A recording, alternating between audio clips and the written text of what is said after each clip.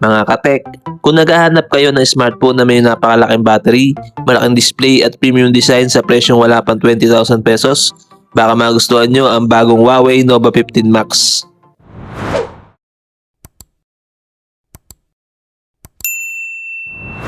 Ang Huawei Nova 15 Max ay may IP65 doesn't water resistance, kaya may dagdag na proteksyon laban sa alikabok at mga talsik ng tubig.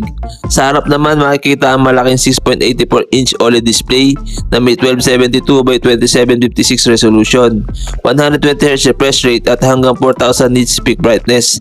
Dahil dito, napakalinaw na screen kahit gamitin sa ilalim ng matinding sikat ng araw. Habang ang 120Hz refresh rate ay nagbibigay ng mas smooth na scrolling at gaming experience. Pagdating sa performance, powered ito ng Kirin 8000 processor na gawa sa 7nm process. Kasama ang Mali G610 MP4 GPU, meron itong 8GB of RAM at 256GB internal storage na sapat para sa multitasking, social media, video streaming at karamihan ng mga mobile games. Sa camera department, meron itong 50MP main camera at 8MP ultrawide camera. Maganda ang kuha nito para sa daily photography, landscapes at social media uploads. Kaya rin ito mag-record ng hanggang 4K at 30fps video. Para naman sa selfies at video calls, may 8MP front camera na sapat para sa pang-araw-araw na paggamit.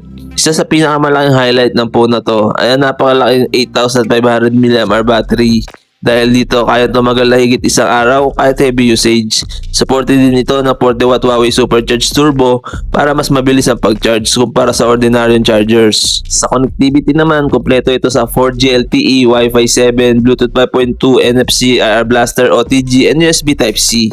Sa presyo, ang Huawei Nova 15 Max ay nasa humigit kumulang 19,880 pesos sa Shopee at pwede pa ito bumaba gamit ang vouchers. Ang Huawei Nova 15 Max ay isang solid choice para sa mga gumagamit ng priority ang malaking screen, napakalaking battery life, magandang display at malaking storage.